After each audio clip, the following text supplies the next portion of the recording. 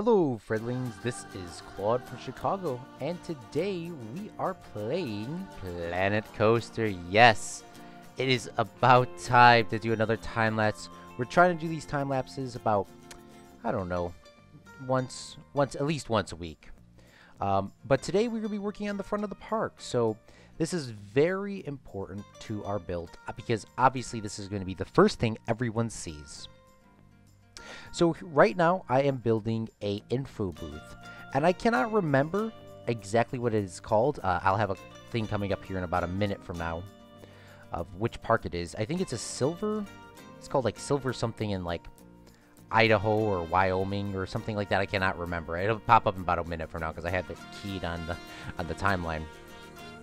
But I haven't been really using these colors, so in most theme parks in Disney and anywhere that has a higher budget, they usually use these bright colors, specifically pinks, greens, yellows, light blues, because I guess maybe because it's more like a fantasy-esque themed thing, but I don't know if that's true. I don't know what the real reason behind it is. I just know that they do it and we're gonna copy that. But I was looking at these ticket booths or info booths. We put an info booth in here later, way later on. But I usually try to get some inspiration from other things, especially if I'm doing these time-lapse videos. This entire video here took me about 4 hours to do, and it's been about a week since I've actually shot it. So I can't remember exactly what's going on, so forgive me, please. Usually I try to record the audio for about like an hour after, but after 4 hours it was a little bit burnt. But we use multiple building pieces here to recreate this perfect roundness, and here is the exact name. This is from Silverwood Theme Park, taken by Richard B. in 2007.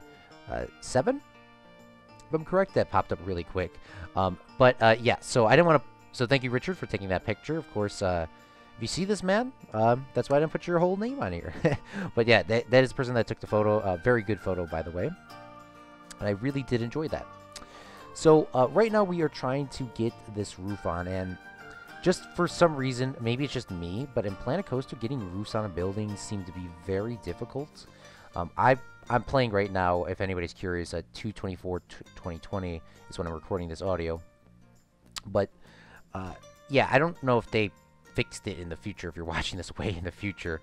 I know a lot of people from Frontier went over to Planet Zoo to help on the development of that, so I don't think Planet Coaster will have that many major updates, but I am excited. If any of you guys are from the console community, you probably heard about this, especially if you love Planet Coaster, but in the summer, Planet Coaster will be coming out for consoles, which is super awesome, because Planet Coaster, boys, that means somebody's still developing the game. Frontier is still caring for this, and that is like really, really nice, because that means, you know, they still have enough money and enough love for the game that they'll keep making advancements. And when the console ones come out, that means there's going to be a lot more updates, hopefully for the PC end as well. But right here, I'm trying to find a little piece to fill in the gaps, and I find this little fence, this little wooden fence. We probably wouldn't use this too much unless we were doing a forested-esque area. And here are some fairy lights. I've seen this done on everyone's Planet Coaster video I've ever seen ever, and honestly, the reason why they use it, because it looks hecka good, and it is really nice. So they're just fairy lights, all colored white. Obviously you can color them whatever you like. I just did white because, well, first off, usually white LEDs is about traditional here, and this info booth is relatively done here. I just want to do a little bit of touch-up work, and I want to put some windows in, because I originally had, if you saw a couple minutes ago, I had these all as open panels, like you can see where this vendor is. But I decided to not do that because, first off, that's just a little bit too much. Realistically, it probably would be like that, but this park isn't going to have 20,000 people coming into it like every single day. I think the most I've ever had was 3,000. But it's an info booth, so it'll sell the wristbands for the fast pass, or whatever you want to call that. And I have it positioned here, and I was going to say, hey, this is it for the the tutorial, but I decided to say no, that's not it. So I decided to record for another 3 hours. So if anybody's curious about time, I'm putting a little flag up here with our Fred's Yeet Pass and sink it in, and that's it. And now we're on the second cut of the build, and this is going to be the majority of placing down the info boost. So right now I'm trying to figure out what we're going to exactly do, and you see me delete the train there, and I deleted pretty much I'm deleting everything, because that original info booth that we had, the first original bag check area, thought it was good, but when I realized it wasn't as great as I would like it. So you can see me linking up the path here. I don't remember exactly, but I'm pretty sure we're going to end up deleting that here, because we're going to actually want to make a custom pathway. You see this a lot of times on Planet Coaster videos, is you select a pathway in the middle, and then you press select grid, and you kind of get yourself a grid pattern here. Yeah, there we go. It's gone. It gone. But I want to have a general path here so that the guests can actually walk onto it, and it looks really nice. So how we're doing this is we're just, grabbing the path and then putting it in there. And we're having some problems here. And for some reason, for me, it's always so difficult to delete these info boosts, and just the info boosts. I don't know why it's so hard to delete them, but I figured out how to delete them, and I put them in here. Later, we will add another info booth in, and I wasn't able to duplicate this, and I was literally struggling for about, like, 6 years, it seems. But I ended up making it a blueprint, and I just typed it in info booth, and I just couldn't, really figure it out, and I'm like, oh, there, hey, maybe I'll put this on the workshop, is the way I'd, like, position that. But yeah, there's another info booth. We put that there, and we are just positioning it, so the guest will walk, like, to here, and obviously, if somehow our park does get, like, 10,000 people coming into it every single day, or 20,000, I don't know what the max is, we'll put more info booths in there, and that's pretty much it, and I'm now deciding, like, maybe that's where I should end the video. But no, there's more. I start making the grid go a little bit farther, and I'm like, you know what, we gotta send it. So we grab ourselves a building plate here, and we start designing the main building. This is like the first thing you see when you come in, other than those little info booths. And I'm deciding right here what exactly I'm gonna do it out of. So I grabbed these, I think they're the panel walls. They could be wooden posts. I cannot remember off the top of my head. And I want to have just a large building, but with a baggage claim or a baggage check. And I duplicate those over, and the wood pieces that we're using here and on the other ones are repainted wood. They originally look like reddish colors, so I repainting them pink. Like I was saying, they use a lot of bright colors. Don't know why. That's why I'm doing that.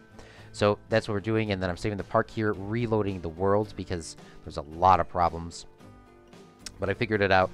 The main reason why my game lags is, honestly, it probably is Google Chrome. I'm not gonna lie. I listen to a lot of music when I'm doing this, and I think this is when I was watching Zach Daily Game stream.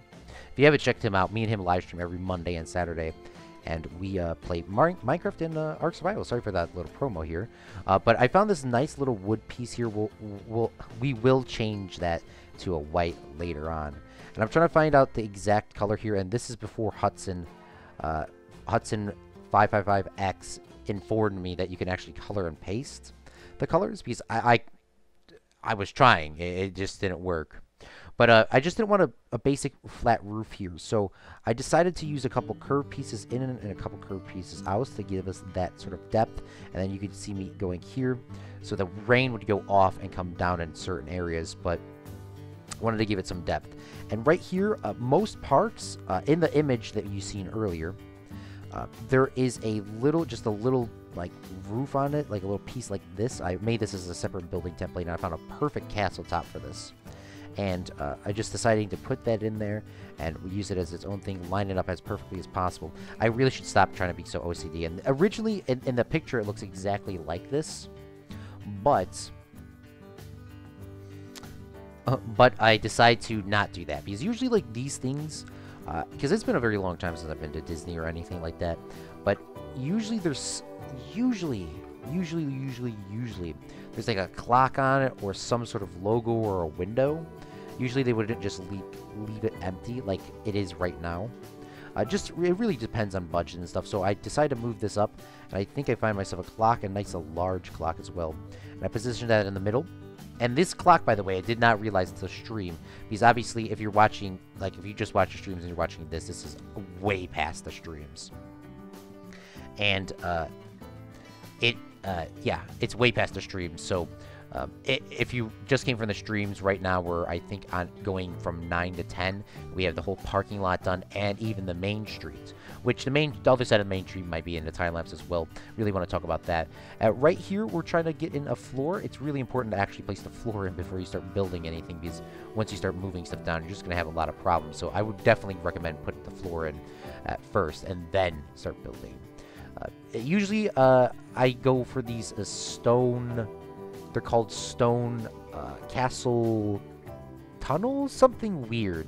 But it's flat, and it looks like a really nice, well-done stone. So we use that, and then here, these little posts on the top, you see me do it a little bit earlier with the pink ones. I raised them up, but they were snapping to grip height too high, even though they were on the 1. So I decided to grab some wooden posts, recolor them white, so they can be placed there, so they can give us that sort of depth of, it actually is holding it up. Right now, we're moving these little things up, and I decided not to do that and just placing some little wooden fence posts here. In a real park, I don't think they would actually have it closed. They would leave some air there, because these things would be air-conditioned nowadays, but back in the day, whenever this park was built, if it was built in the 60s or 70s, air conditioning was more of a luxury, if it was even a thing. I'm not entirely sure when air conditioning was invented, but I think it was invented way before that. But either way, it still would have been a luxury, so I just want to leave that airflow in there. Plus, it's really good to save on money without using a bunch of electricity, because at the end of the day, our park is a for-profit park, a Disney-esque style Fred Wonderland. I'm just thinking about this now. Maybe I should actually put Fred's Wonderland somewhere on this building, but I don't also want to brand it over way too much. Right now, in the middle of my streams, once we get to about 4 hours in, Cranky Claude comes out, and I start struggling, and I know for a fact that there is tables somewhere, because I used a table, and I literally just deleted a table. It was a fantasy style, too.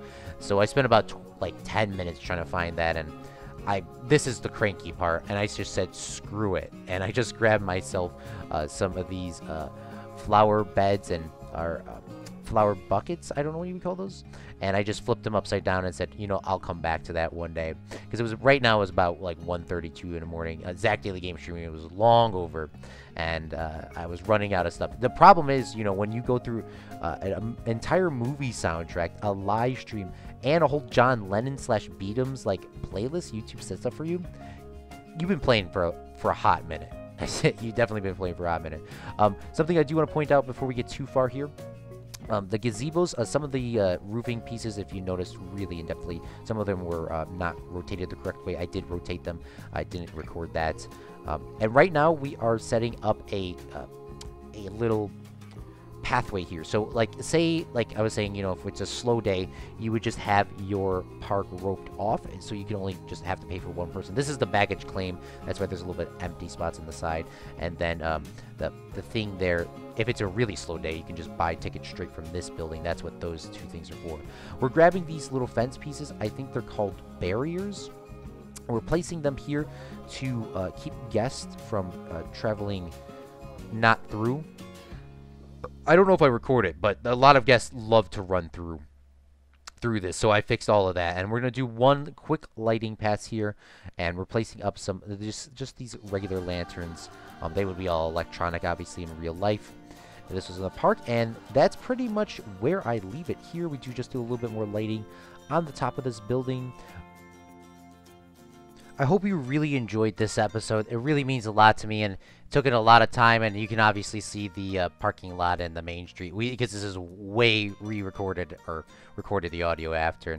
And this is our beautiful ticket booth area where we can check people's bags, and this is obviously the ticket area / info booth. So everyone can get their fast pass or the yeet pass. And I hope you really did enjoy. If you liked it, hit that like button, hit that subscribe button. We live stream or post a video every single day, and we'll see you next time, friendlies, on another Planet Coaster video to come.